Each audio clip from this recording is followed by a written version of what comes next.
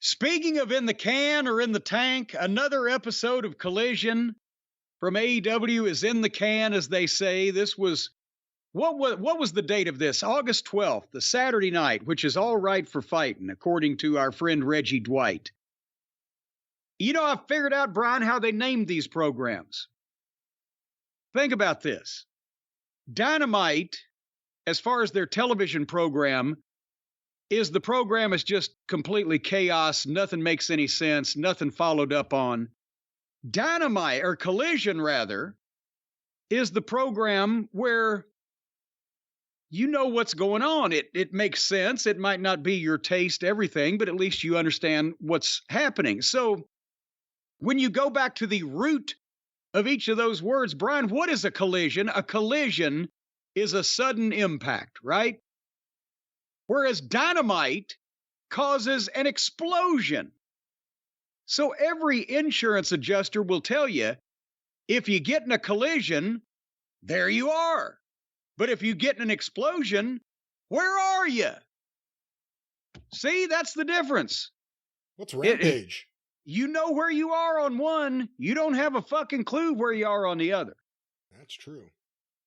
So let's go to Collision, where we got the opening comments from The Acclaimed and Christian Cage and Dino Douche and CMFTR. And then we got Elton John, and then we got the Greensboro Coliseum. And I'm thinking, boy, if you took about 500 people from the Greensboro Coliseum at a wrestling show in 1987 and set them down in front of this, I bet you they would have banded together and made whatever makeshift weapons they could and set the whole building on fire. If they were for their $8 ticket, if they were presented with something like this. That's the same building we got Midnight Fantastics at Clash 1, right? Yeah, so why does it say you got Valentine and Wahoo, you got Piper and the other Valentine, you got Flair and fucking Race and Flair and Dusty and... I was tying it to you. Well, yes, but I'm just saying overall, it's a very hallowed hall. But what we got in the opening, and I'm not going to ride Collision too much because once again, here's the thing. Even if you don't like everything, there's no excessive furniture. There's no constant gymnastics. There's no ridiculous amounts of, no disqualification, goofy stipulation matches that are dreamed up in teenagers' basements. The right people win most of the time, and the right people lose. The matches make sense. Everybody's trying to be a serious professional wrestler of some description. So I give them a bunch of points because they're trying. And obviously, we've got to find out, if Tony Khan thinks he's booking this show, then what is being done to it afterwards that he gets finished with it that makes it so much better than the program that we know he books on Wednesday night and has been for 4 years that still has yet to make a lick bit of fucking sense? He says yes to less bad ideas on Saturday. But he says yes to all the bad ideas. I don't think you can claim that you're writing a program. It's insulting to, if he claims that he's writing Wednesday nights, then he looks like an idiot. If he claims he's writing Saturday nights, he might not look like a genius, but he looks like he knows what he's doing. And I don't think both those things can be true at the same time. So somehow they've managed to avoid Tony's influence on Saturday nights. Anyway, the influence that we got at the opening of the program was Ricky Starks in the ring. And now he's a full-fledged heel and he's milking it. He had Steamboat's belt that he whipped him with last week and did a full heel promo while he was shirtless with a yellow backpack vest. It looked like he went to take his second job as a first responder but forgot to put all his clothes on. I don't know what was going on, but that's a heel outfit. Yeah, but for someone whose whole thing is he's Mr. Stylish, I have to say that's one that I was like, is he a construction worker? What does this look here? Well, I think it was the Village People version of a construction worker where there's no dirt on anybody and the colors are bright, but... Shivani was good here, too. Well, he announced that AEW has suspended Ricky Starks for 30 days from wrestling for whipping and injuring Ricky Steamboat. So there's actually repercussions for people's actions. Imagine that. But Starks, being a heel, got around it by saying, well, I went and got a manager's license, and I'm going to be on TV every week. So that's interesting. Who will he be managing in the corner of with the manager's license? But it was, and then he started promoing Punk and swore to set the whole company on fire because this is war. So it was one of Starks' best promos. What is war, though? What is he upset about? Well, he's upset that he had to wait this long to be able to be switched heel and featured on a good television program. That's the only problem with this. It was all great, but what is he actually, I'll burn this place down. Why? What's the problem? Well, maybe he found out they want to give him stock for his guarantee of his contract instead of... But it was one of his best promos, and that's the thing. I wasn't sure about starting the show out with Ricky Starks live in the ring for a promo for 10 minutes. Because there is the perception of relative star power, whatever. But you got to break a few eggs to make some lemonade, and to get your talent that you're featuring out there in prominent positions, sometimes you're going to have to do that. So he carried it. He did a good job of it, so that's fine with me. I don't know. What do you think, besides the questionable fashion sense? But again, he's a heel and he's acting obnoxious, so it kind of works, but it still was like, what the fuck is he wearing? Starks was great here. Starks is great here. He got over as a babyface, but he's best as a heel. And it comes out in a segment like this. He was fired up. This is a guy, he may rehearse what he says, I don't know, but whenever he delivers it, he's fired up and you believe him. Yeah. And he's really good at that. Shivani's good in this role, and I liked him here. The manager's license thing, how do you take that? Do you take that as he's injured and we want to keep him on TV, or we need to find a way to do something to establish rules, but we also want this guy on the show? What do you think of that? And then what do you do with it? We haven't heard that he's injured, have we? We haven't. I'm just trying to guess out loud. No, I think this is because here's the thing. This is something different. It hadn't been done lately. The manager's license hadn't been done since the territory days, practically. And do you have him continue to come out and he's already beaten CM Punk. So I don't think he needs a win over a job guy every week. See, that's my thing. What's he upset about? Well, he can have time to flesh that out. And also, everybody's upset that they haven't been treated as well as they think they should, even if they've been pampered or whatever. But the point is, with the manager's license thing, instead of being booked in a match or doing a run-in or whatever, we can do something different. If he's in the corner of someone, whoever they are, they may be insignificant, but it's because he wants to be there at ringside because Punk is involved or somebody else that he's going to be involved with is involved, and he can be close enough to snipe at him or whatever. It just opens up different ways to do things. He's still going to be on TV. He can still talk. He can still get physical, but he's just not going to be booked to wrestle. And there's consequences to the actions that he undertook, but he being a heel is trying to get around and find a loophole. That's more interesting than just, here's a goddamn gas house death match or whatever. So an effective way to get more heat, you think? Yeah, that's obviously what they're trying to do. We'll see if it works. Who do you have him manage? Do you have him manage comparable wrestlers, or just go there with anyone every single week to get involved in stuff? Well, see, you can do it. You can say, hey, look, Ricky Starks has signed up little Johnny Dumbfuck. Because Starks says, I can teach this guy enough in 10 minutes to make him a star. And then he does a job to whoever fucking Starks is mad at, but then Starks jumps that guy. Or maybe it's a different person every week, whoever's going to be involved with wrestling against somebody that he needs to be interjected in with. Or, there's different ways you can do it. It could be a long-term thing where he gets a new tag team partner or a new cohort. Tully and Arn weren't always in tag team matches, but they were always friends. That type of thing. There's a million different things you can do, so I don't know what they're going to do yet, but it's something different at least. I don't think it'll be this, but I'm just going to say this. It really does suck, considering how things played out and how it wasn't worth it, that they ever broke him and Hobbs up. Yeah, you're right there. Because Starks and Hobbs, Starks could be the guy talking a little bit more for Hobbs, and Hobbs could be the power guy instead of QT that just nobody's interested in, and just they turn it off.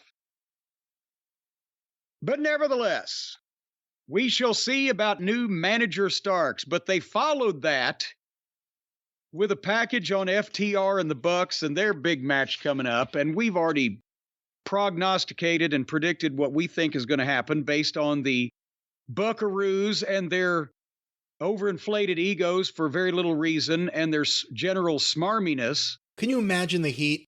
FTR's about to lose to the Young Bucks whole family, their dad, their mom, their kids, everyone's at ringside. Punk runs in there and hits him with a fucking chair, throws the chair across the ring, chair, hits him in the eye, costs him the belts. Punches the other one and knocks him out, costs him the belts, and then we have 6-man tag team matches. That would be the biggest thing that, in terms of a ticket-selling match that AEW could put on for, I would think, now or the foreseeable future, and it won't happen because we're dealing with children. A close-up of the crying Bucks kids. I mean, it would be amazing. Punk and FTR run out of there as fast as they can because they know it's a problem. If you were the kid of one of those two, wouldn't you cheer and jump up and down if somebody hit daddy over the head with a chair? Well, you got to get back home. You have to wonder how you're going to get home. You got to be careful what you're going to be filmed doing and supporting. So the kids can't say their true emotions out loud, is what you're saying. Kayfabe. Well, speaking of kayfabe, the Acclaimed next made their entrance, and Caster did a rap, and one of the lines was, "We're going to leave you lost for words like Mitch McConnell," which we've covered earlier in the program, but I like that. And it was Does that line get over usually in the Carolinas?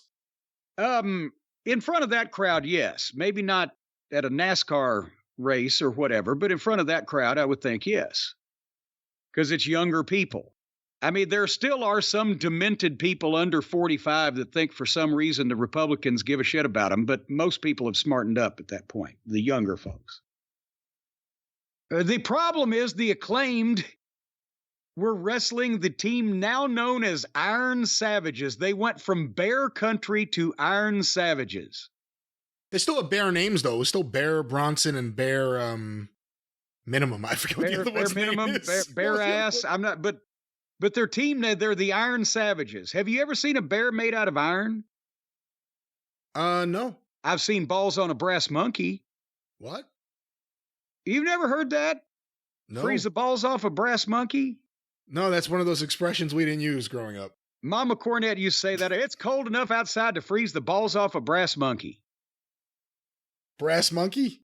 Yeah. That funky monkey? Getting funky like that brass monkey, baby. But the bears aren't funky. Because the bears, at some point, I guess it's a move of theirs, one of the bears put the other bear on his shoulders like a chicken fight ride. And Caster just hit a springboard dropkick on him, knocked them both over, and then they had a weird manager with them, and he brought him in and gave him a nut shot. I didn't even notice the manager until that part of the match. Yeah, I didn't know he was there. And they jerked some guy in. I'm like, is that a fan? No, it's their manager. And he was dressed in an unorthodox manner. And then they scissored, and then they did the double Famasters on both of the bears and beat them 1, 2, 3. So we still don't know whether the Pope shits in the woods, but we do know that the bears now are not Catholic. Or something to answer to one of those questions. I don't know what you just said, but, I wanted to see where they were going with the whole pool thing. Where you got the guy on the shoulders and you're going to go do something, I guess like a big bear. And whatever they do, that's... Have you ever seen the bears do a shoulder ride? Yeah, all the time. Well, I guess they're supposed to look like one big bear, not like two bears giving each other a ride. I think the whole impression is we're a giant bear. Ah! But they didn't even get there. They got kicked. Whatever the fuck. But whatever it is. There. They were left bare. It sounded like on commentary, whatever it is something that they have established on Ring of Honor TV or somewhere. So we would know what that was. But I was thinking, oh, this is cool. What are they going to do? And then that just went away. That was the best part of the match. But they did a promo in the ring. Yo, yo, yo, yo. And he said yo 4 times and then listen. I would have listened after the first yo. But they had Billy Gunn's boots, and this Wednesday night they're going to wrestle again, so apparently they're cool with everybody. The Saturday night group and the Wednesday night group, the Acclaimed, can move around freely. They have no heat or ill will with anyone. And they're going to have the spirit of Billy Gunn with them on Wednesday, just like they got his boots. And then Bowens had all the fans scissor for Billy watching at home. So The spirit of Billy Gunn. I thought they were trying to move them past Billy for their own good and get the fucking scissor thing in the past because it was just, that's all the people gave a shit about and it was distracting from them. But now they're keeping Billy alive and the spirit of Billy, and they got Billy's boots. So is Billy going to come back? They still don't have it. It's good they got a win, but they don't have anything to talk about, and they don't have any rivalry or any important goal to promote to the people that they want to achieve. They come out, they rap, they say cute things, and they fucking go. You know, they were getting over before the Billy Gunn thing. Billy Gunn got added to them, and it added to the whole overall thing. But after a while, it kind of held them back. And now we're seeing that a little bit. Here's a week without Billy Gunn. And until they referenced him in the promo, it was just the Acclaimed doing an Acclaimed match.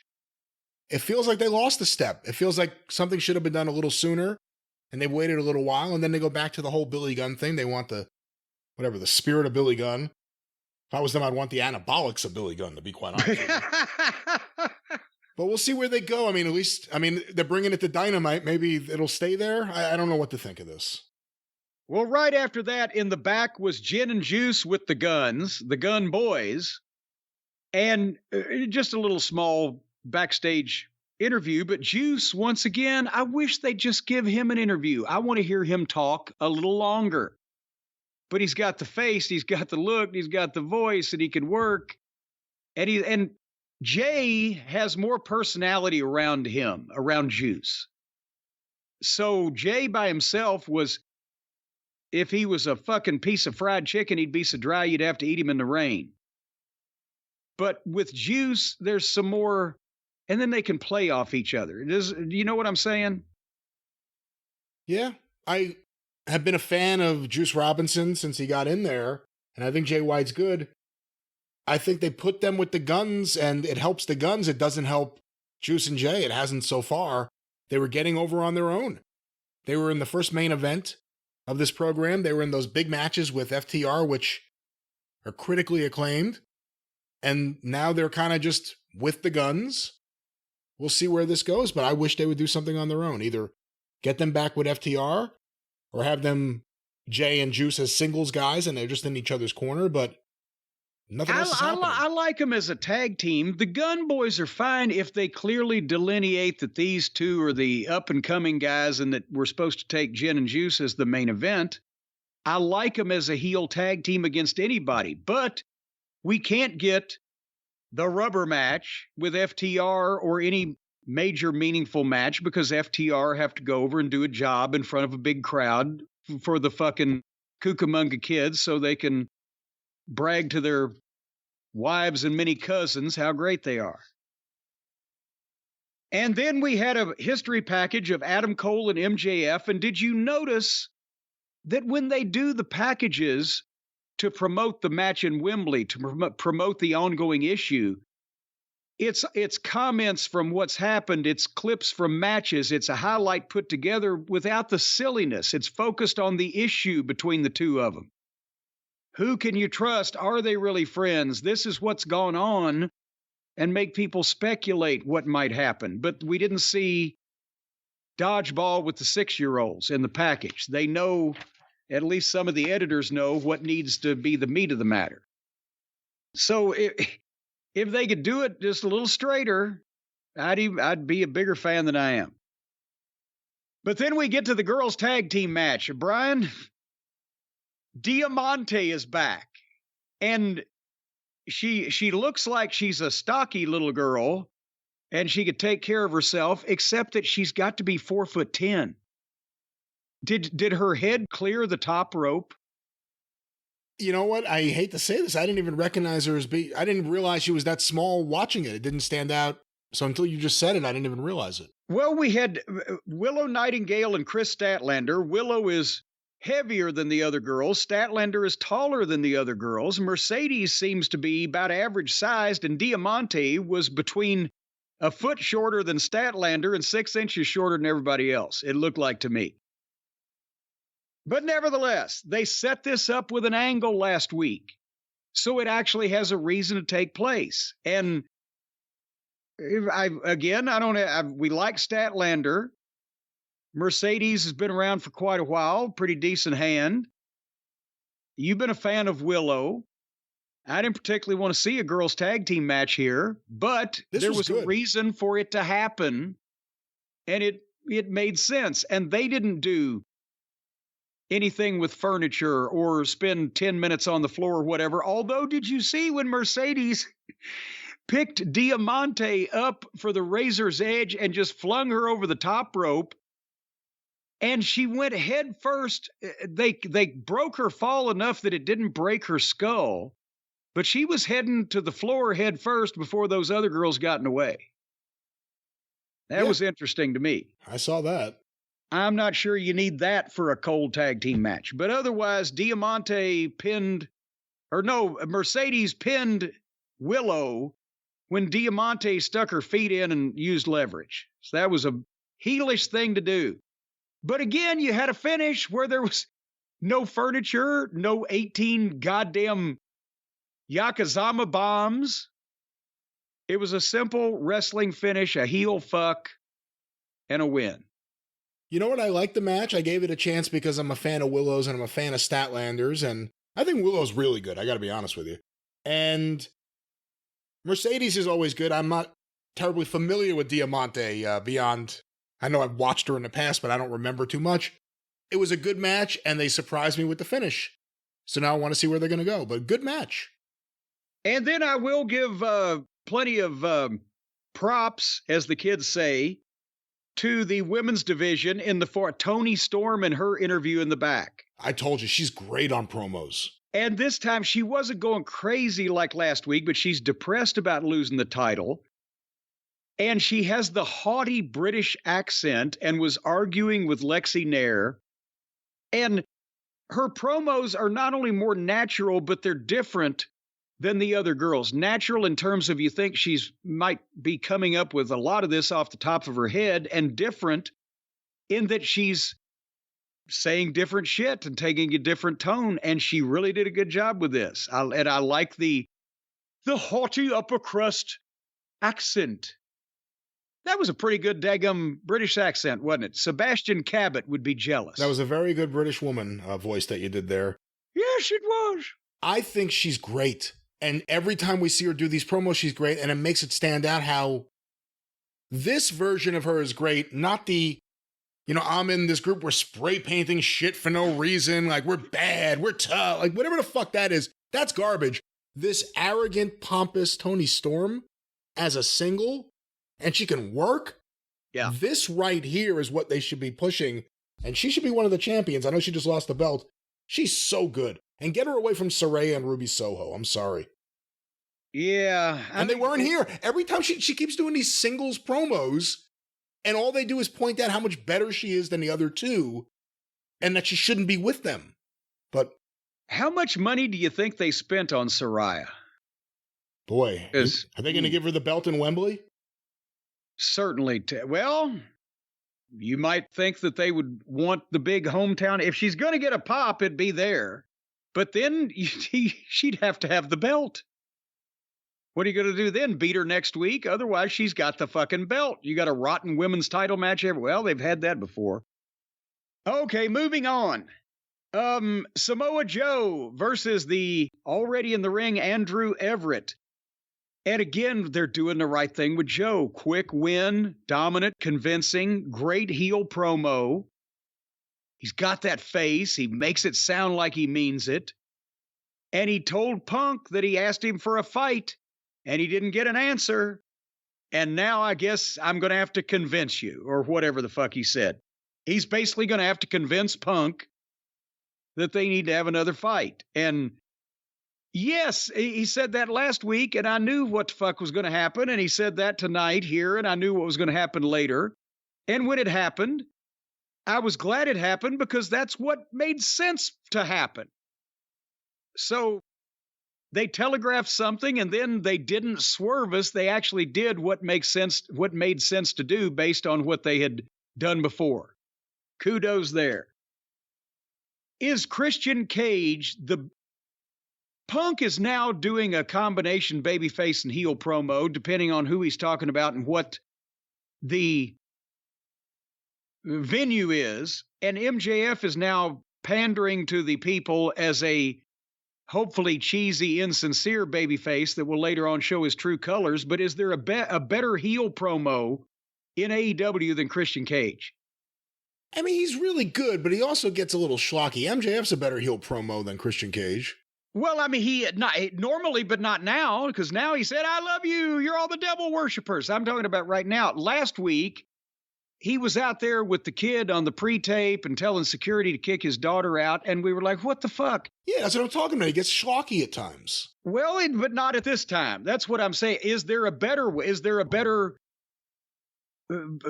fucking football player than goddamn so-and-so? But if he's drunk or if he's hurt, yes, there is. But normally, if he's on his game, if Christian is on his game and he's being serious and he's got something to do, he looks great. He has a great attitude. He's got a great delivery. He's well-spoken. He's using the belt as heat. The dinosaur just stands there, which is the perfect use for him. And he knocked the North Carolina and the fans and Darby and blah, blah, blah. I really like that when they let him go out and be Christian, the obnoxious prick. So I like the promo, and he didn't get schlocky. But then, suddenly, and I know again why they did it, but Arn Anderson came out with his son Brock. And Arn got a great response. And he talked about the Horsemen and talked about the Carolinas and Greensboro. And the people there obviously are wanting to see something like this. But then he sends Brock into the ring to fight the dinosaur for that's the TNT title, right? There's so many, I keep forgetting. Brock's not ready. Everybody has to start somewhere, but I don't know if national TV is the place for it. Age may be a factor. He started late. The physique may be a factor. He has the Lundy genes, but Arn was both bigger, thicker, and badder when both on the streets of Rome, Georgia, and when he first got in the wrestling business than the aura that Brock gives off appears to make him. Would you concur with that statement? Yeah, and look, I'm not saying Brock Anderson couldn't kick some ass in a bar fight or something, but he does not look as impressive as Arn Anderson looked. He does not look that impressive. That's a good way of saying that. So, to no surprise, Dino won. But then suddenly Darby hits the ring, and they get in a fight, and he, instead of grabbing his skateboard and because a skateboard is a heavy thing, instead of just grabbing it and hitting the dinosaur over the head, he gets up on the top rope while the dinosaur is bent over waiting and jumps off and puts the skateboard under his feet and skateboards off the dinosaur's back. And then the dinosaur sells it. Isn't that's kind of counterproductive? You have a blunt instrument in your hands and you're going to do a trick to knock down this fucking guy that's 150 pounds bigger and a foot and a half taller than you are? If there's anyone in that company that's going to do something stupid that's a stunt, it's Darby Allin. And they've established that he does this, so people kind of expect it when he has the skateboard out there that could happen. And, you kind of hope a clip like that goes viral, I guess. I'm not going to complain too much about that.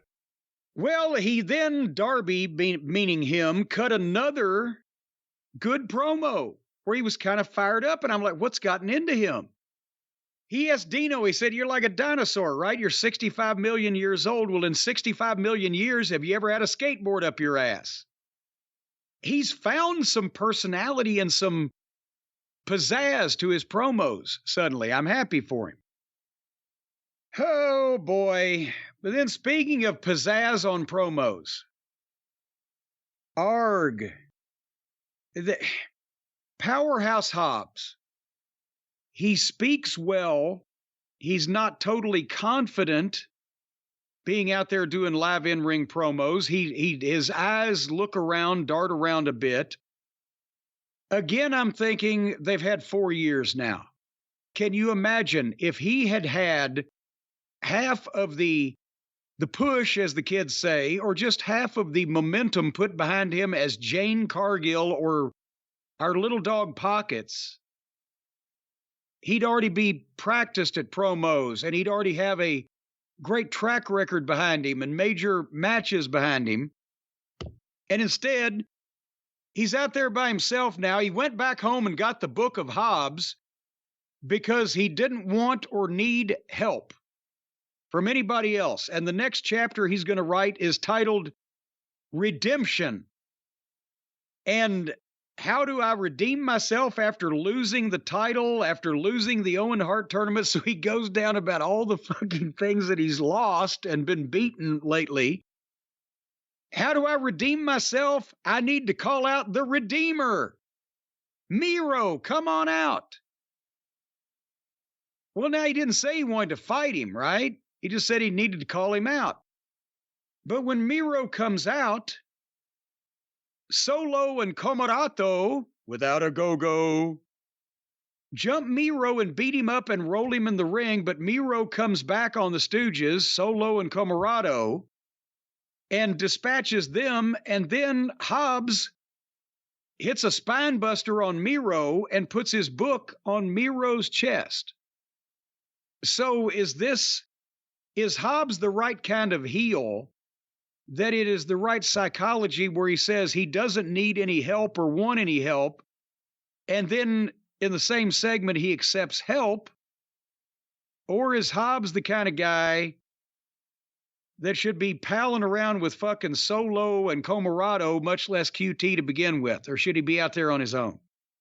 This was a wonderful combination of two of the worst things about Powerhouse Hobbs, which are the QT faction and that old Book of Hobbs gimmick that everyone had forgotten about because it wasn't good. And they brought those both together to challenge Miro and drag him into this fucking abyss of QT and Solo and whoever the blonde woman was. The idea of Hobbs and Miro was intriguing. And then they threw in, all the people that are like the D-list of the version of the D-list Jarrett crew. It's just awful. And there's always another letter down you can go. When you think you're on the B team, you might really be on the C squad. When you think you're on the C team, you might really be on the D list. The booking of Hobbs has been awful for a while. Why double down on any of this? That's why I'm thinking the whoever the brains are that are in charge of the majority of this program and the flavor of it obviously realize that QT is an anchor around his neck and these other people are death with him.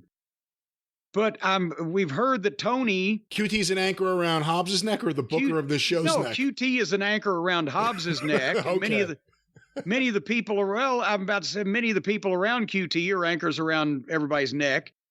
But the owner of the company, I guess, thinks QT is cute, like he likes to dress up like Pockets on Halloween, and he puts him in the creative meetings. So somehow, just because even if you get something out of QT in the creative meetings, that doesn't mean he's an on-camera personality.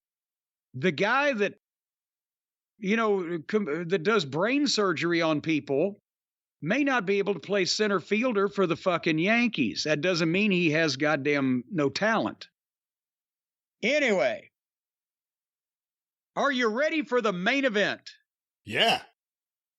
Well, Jim Ross joined again, so apparently that's going to be the recurring thing every week, and that's the perfect way to do it. Bring JR out and let him do the main event with the stars you want people to pay attention to and notice, and you get his credibility and his name value there without sticking him out there for 2 hours where he's fucking wore out and or bored to tears by the time the thing's over with. And then we did the House of Black entrance and the FTR entrance, and then like Mussolini with barbecue, because they're in North Carolina, right? That Honey Gold barbecue in North Carolina. And Punk is able to come out. That trailed off. Well, I'm telling you, it's good. It's good stuff. You ever had the Carolina Honey Gold? You were doing it in tune. You were trying to carry a tune, and all of a sudden you just left it. Well, I was tired of carrying it. All right. Fuck, it needs to do its own work. I can't carry everybody. I'm already lugging you around. Hey. Punk is able to milk the cheers and the boos at the same time by doing the same thing, and it gets a completely opposite response from whoever the intended target is. I'm loving that. But for the 6-man tag team title, otherwise known to the children as the Trios Championship, it was CMFTR against the former House of Black. Because now that they're not teleporting and committing all of the spookiness of the mind games where they used to stop the match down to sit down and talk to everybody or whatever, they're wrestling. They look like 3 big, hairy, greasy, tattooed up fucking guys that's in a wrestling team. I can buy that. I think calling them CMFTR is so stupid. I hate that they do that. Well, they got to do all of the combined. Why? CM Punk and FTR is too long? Jungle Hook, you remember that? Yeah, every team does a stupid combination. In this sense, it makes no sense because it's just initials. CMFTR. It's so dumb. See you next Tuesday. Yeah. We talked about him earlier in the Podcast 1 segment. Yes, we did. I will say, though, that Brody King still looks like Kamala if his gimmick had been an African panda bear instead of an African savage. Why? I don't. He looks big and broad and tattooed up and everything, but then he's the panda face. I'm not sure. Odd choice of the decoration. But he's working like a big man now, and Dax and the other guys, they would have to outmaneuver him and double team him to take over. And the announcers were putting over his size and power. At least they're making something legitimate out of some of these guys instead of Sockface screaming about how many times they've been to the Tokyo airport. 17 times. 17. But anyway, they went the first segment. They did some nice wrestling, some spots. They put the big guy over. Then finally they milked Malachi Black and Punk having a face-off and doing a back and forth and going to a stalemate. And then both of them sat down in the middle of the ring and stared at each other for a second. But that Punk is known for this cross-legged pipe bomb, and I guess Malachi Black sits a lot. So that got a pop, and then all 6 squared off and got the big 6-way to go to the break. And when they came back, now that they had a half an hour when this match started, when the entrances commenced, and in the WWE, you're attuned to realize that means, especially on Raw, if the main event entrances start a half an hour before the end of the program, chances are the main event will be 10 minutes. But in this case, they're starting to establish with Collision, and it's been working. They either keep their audience or increase their audience, that the main event's going to be the long match that's good with the top guys in it, that doesn't insult your intelligence. And, you know, everybody's trying to be serious. And that's what they did again here. They broke it up into like the final 3 segments. And they would get, like when they came back from the first break, they got heat on Dax. And then Dax gave the hot tag to Punk, and he made a big comeback. And he had leveled Buddy. But when he went to the top rope, Julia came up on the apron almost too quickly. You don't need to be that fucking fast, Julia. You can wait because you're only going to hop up on the apron. He's got to climb to the top rope. So wait till his fucking right foot's on the second buckle before you feel like you need to hop up. And when she did that and drew the referee, Malachi crotched Punk on the top rope, and they started heat on him. We went to the break again with Punk in jeopardy. And when we came back then, that's when Punk is selling big for the House of Black. And again, a main event wrestling match with stars, with time on the air, serious, no furniture, no flips, no gymnastics. I'm trying to do business here. And out of nowhere, Punk hits the go-to-sleep on Buddy, but Buddy rolls to the floor, so Punk can't capitalize. But he does hit the tag to cash, and that's where the heels really let him down. Because if Buddy rolled out to the floor, one of the other heels went down to help Buddy, and Malachi, I believe, was just standing there in the corner, and they watched Punk tag cash. No heel ever tried to stop him. Without you trying to impede the babyface's forward progress in any visual way, the pop that babyface is going to get from the tag is only going to be so far, depending on how big the star is that gets tagged anyway. Cash made a big comeback and hit the Buzz Sawyer power slam again. And then, I swear, the only one dive, but Cash hit a dive. I think there's another one coming up later, but Cash hit a dive. I think it's the first one we've seen in the program. But then he hit that bulldog off the top on Brody King for a 2 count, and that wasn't bad because it wasn't the Steiner shoulder bulldog thing. And then, boom, they did the superplex, double superplex on Brody King, and Punk came off the top with an elbow for a 2 count. That got a big pop. Then all 3 of them hit the shatter machine on the big guy, and then everybody in turn hit a big move on everybody else, and they all sold. And then this was perfect because now they've done everything they can do. They've got him up as far as they can. Punk did the dive then on Malachi Black and bounced off of him, and he's come to rest at the barricade in front of the fans. Dax hit a diving headbutt on Brody King, got a 2 count. But right then, and the camera missed it the first time, or not the first time, the camera missed it at first when it happened live. But that may have been the plan because it was better, because as Punk was leaning against the rail, Samoa Joe came from behind suddenly and grabbed him from the back in a rear naked choke and drew him over the barricade rail and choked him out. And they went to that shot as Joe was already on him. But then they went back to the ring because at that point, Brody had lariated or hit with a lariat Cash and got the 1, 2, 3. And then they go back to the shot of Joe, leaving Punk laying there. And you got the point. The House of Black retained the belts. Joe screwed Punk over and his team over by doing that and is trying to force him to fight. And Cash got beat because the odds were suddenly against them with the removal of a member of their team. So nobody looked bad and everything made sense. So again, we had a nice, it wasn't as great as Gin and Juice for an hour, but we had a nice wrestling match with top talent for the main event of the program. Instead of Hikaru Shida against Julia or whoever. Anna Jay. Don't put down Anna Jay. Anna Julia. Anna Jay. Genitalia. They wish they had Julia. Julia's actually good. I thought you were going to say they wish they had genitalia. I will say that I thought this was another great main event. I mean, look, no surprise. FTR right now are having a year. I would actually argue, look, the Briscoe matches were great, but they were different. I think they're actually having a better year this year in a lot of ways than they did last year.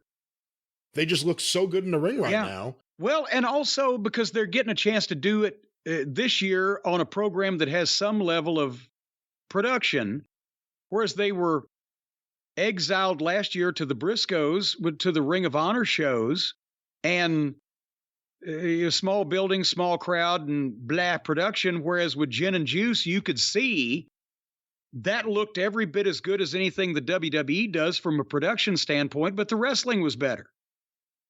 And them and CM Punk together, I'm kind of sick of these 6-man matches, but with them at least, they give them enough time, and there's enough weird energy in the room, and they've had good opponents for these matches, that they work out well. This is the best House of Black trios match I've seen yet. I thought Buddy looked really good. Malachi Black looks really skinny to me. Tell me what you think. He's lost some weight from the time he first came in, hasn't he? It stood out to me, and it's the first time I thought it, so I'm saying it to you after the first time I thought it after seeing it, but he seemed rather skinny to me. But it was the best match I've seen them in. Go somewhere with the Joe Punk thing. Joe's gotten a few squash match wins. Well, we're headed to Wembley. You can see that coming a mile away. You can see Wembley coming a mile away or that match coming a mile away? Well, if Wembley's coming at you from a mile away, then you better watch out because there was a big explosion. But you can see that match for Wembley. That's, I think that's going to be done. A lot of the story for Collision came from what happened after Collision. And then I guess in the last couple of days, stories have come out about other things related to it. But as you said recently on the show, it's typical in AEW and WWE at the end of the show. The biggest stars in the room or the biggest people in the last match get on the mic and talk to the room a little bit. and thank everybody and tell them how much they mean to them and all that stuff and everything. This is a new phenomenon, recent with modern wrestling. They used to do it in Ring of Honor. They want to be fan friendly, right? But in this case, Punk and FTR did an aftermatch promo, and I would say FTR was friendly to everybody in North Carolina because they're from North Carolina. At least Dax is. I don't know about Cash originally. But Punk wasn't friendly to everybody because apparently somebody had a Hangman Page sign and or was, shouting out the praises of Hangman Page, and it caught Punk's eye and ear, and he responded. I don't know. Do we have audio or do we have quotes? I could find some audio. Various people filmed it. The quality is different everywhere. Let me get this pulled up. But basically, while you're doing that, but the gist of the thing was that he understood now. The guy had the Page sign or whatever, Hangman sign. He said, I understand now why Hangman is called Hangman, because that's what his action figures do in the toy store, is hang on that peg unpurchased. Which I thought was kind of hilarious, because then somebody on Twitter this morning sent out a picture of a toy selection in one of the major retail stores. I think everybody can figure who I'm talking about. And all the figures that are hanging there are all Hangman Adam Page. Everything else is gone. It's all Page. What the fuck? Do you have any exact verbiage there now? Well, Jim, every example of the audio here kind of sucks. I would need more time, but I have the quote here. I have the actual direct quote according to Fightful. What was said? What was said? Carolina is Hangman country, referencing a sign in the crowd. Earlier today, I went to a local supermarket, and I figured out why they call him Hangman. It's because the pegs in the toy aisle are full of Hangman action figures because nobody wants to buy them. He's a peg warmer, unlike me, who moves merchandise, pops ratings, and sells toys. A peg warmer. And again, all the people who like him go, yeah, you do. And all the people who don't like him go, boo, fuck you. And he likes both. But like you said, that we saw that picture this morning of some Target or Walmart or whatever it was, and just nonstop Adam Page figures. Everything else is everywhere. Gone. Yeah. There's crumbs everywhere else, and his aisle is completely stocked. Well, Jim, coming out of this story, it came out, it was reported by Dave Meltzer and others, that Adam Page was turned away from the building, that he showed up to shoot promos backstage and was told that he would have to do it elsewhere. And then came out that other names that have been either this past week or previously asked to leave Collision or not invited to Collision include Christopher Daniels, who I think is head of talent relations, Matt Hardy, and Ryan Nemeth, a name that surprised some people. All, of course, have, whatever you want to say, friendships with the Young Bucks, and may be considered by some people who were not friends with the Young Bucks to be stooges for the Young Bucks. Are you now, or have you ever been a member of the Super Kick Party? And I won't say names. We don't know about Ryan Nemeth. He never gets on television. Apparently, he's been a regular in the Being the Elite videos. Okay, well, I was going to say, we wouldn't know what the beef was with Ryan Nemeth because he's never on television. He's Dolph's younger brother. Oh, wait, actually, I have something right here. The issues may stem from when Punk did his return promo. Ryan Nemeth tweeted out, literally the softest man alive. Ah! Well, apparently now he's literally the most unemployed man alive, at least on Saturday nights, is Ryan Nemeth. And here's more from Dave Meltzer. Punk confronted Ryan Nemeth on June 17th in Chicago, his first night back. Something happened. I was told it was all settled. It wasn't a big deal. Obviously, it wasn't all settled. What's good for the goose is good for the gander. You got tit for tat. Matt Hardy was booked Saturday, told not to come. And Christopher Daniels is not supposed to go on Saturdays anymore. Yeah, the head of talent relations is told to stay away on Saturdays. Well, it's because of the relations he has with some of the talent. That's why he has his job. Christopher Daniels. He was a great worker and a nice guy, but he busted in the locker room with the rest of them. And luckily, nobody fucking punched him in the face, but I can see where that one would think, well, this guy's obviously not on my side since he came in with the group that started this whole mess. So here's the thing. What have we been hearing for months since last September? It's been almost a year now.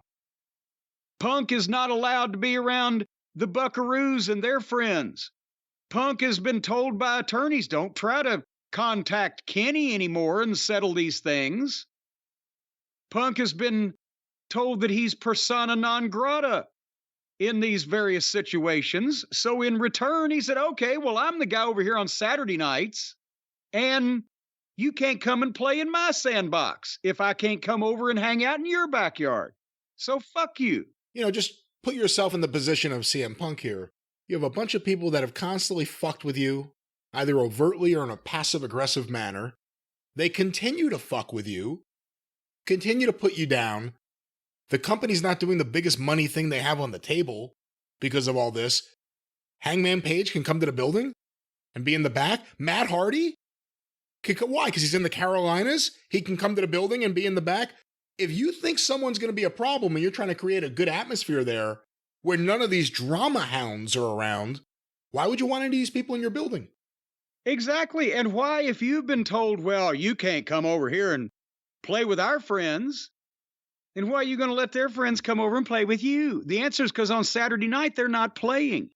They're trying to do a television wrestling broadcast instead of a friends social club. The problem is that Saturday has gotten short shrift on the talent because there are more aggressive parkour artists and cosplaying gymnastics experts on the roster than there are actually serious, accomplished, competent professional wrestlers. So there's more names on Wednesday night, but the Saturday night television program is better because it's all people who actually understand what kind of fucking business they're in. Well, there's some reporting here before we wrap things up. Nick Hausman, who previously has been all over this Punk stuff, previously was pointed out by Punk in that press conference famously. He's saying that Nemeth and Daniels being sent home was a direct result of conflicts with Punk. Notably, Christopher Daniels' involvement in the post-AEW All-Out altercation was specifically portrayed to us as the reason the Fallen Angel is not at Collision, since Ace Steel, Punk's good friend, was also involved in the altercation, but not allowed to return backstage for Collision. Yeah, even though he was told ahead of time that when he got his job back, he was going to be involved with the show and that he was going to be Punk's agent on the scene, he's being paid and working remotely at last report that we heard, because they're still all upset at him because he beat up two of them by himself.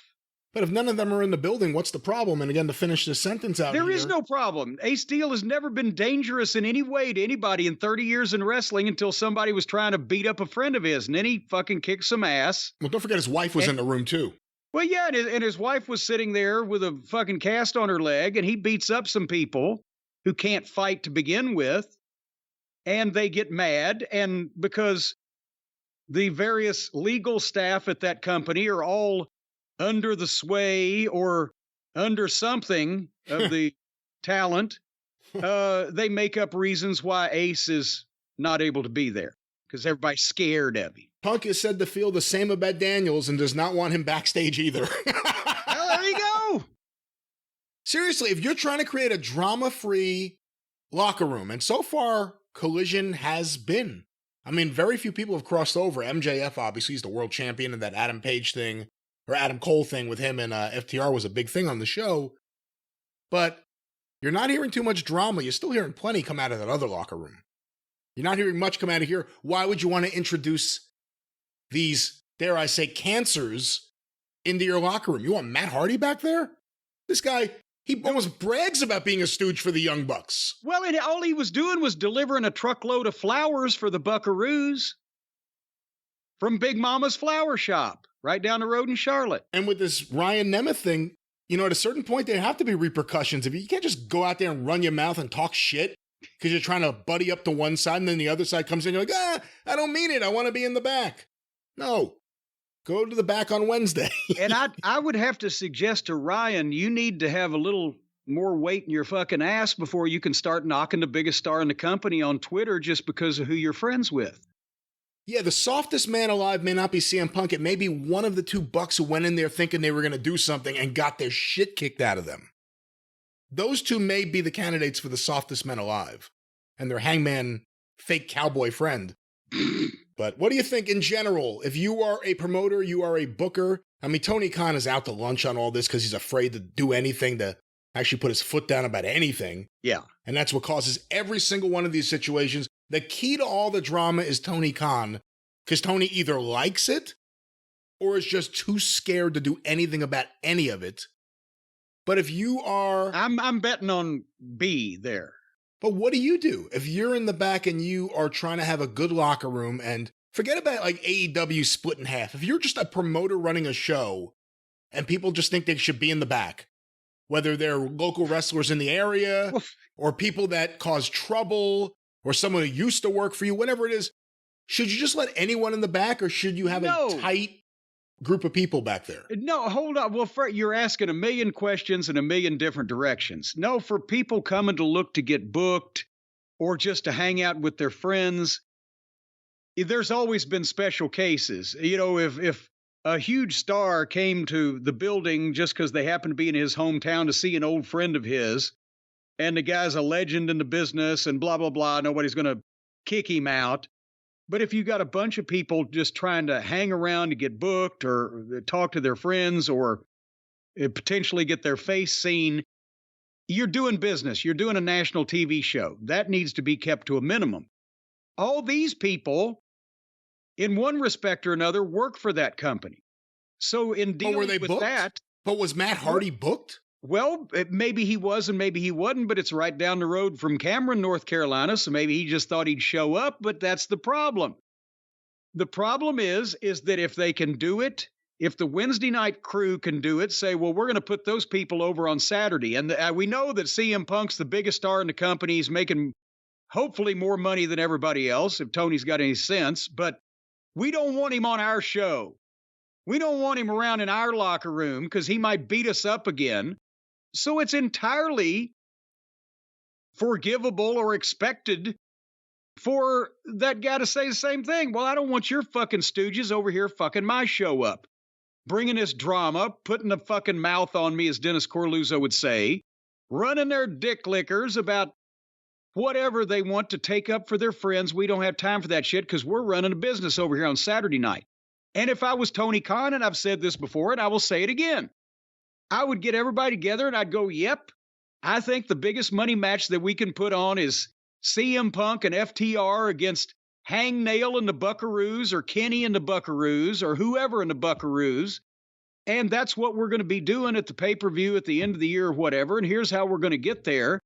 And is everybody on board with that? Tell me now, so that we can help you carry your shit to the car and you can figure out somebody to call to get booked in the future because you're fucking fired.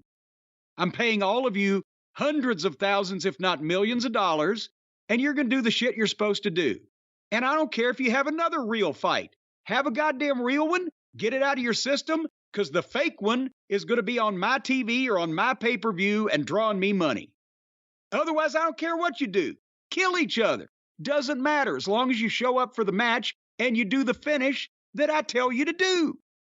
Then go out in the parking lot and take baseball bats to each other. I don't give a fuck there either, as long as you can show up next week for TV. It doesn't matter to me. You work for me, and you are going to draw me money, or you are going to leave. It's not hard. If he was anally fucking penetrating people, say they're flying them all over the country for $100 a night, maybe they should say, well, fuck you. But for that much money, for the talent that some of them possess and the fact that they never would have got anywhere if Tony wasn't green, inexperienced, and halfway clueless? No, for that much money, I'd be going out committing fucking contract hits for the mafia. So that's what I'd do. All right, well, that was AEW Collision, and we'll be back with more on the Drive-Thru. Why are you starting to close up my show? That's right. It is your show. That's my job, and it's my show, but it ain't too much longer. We will be back on the Drive-Thru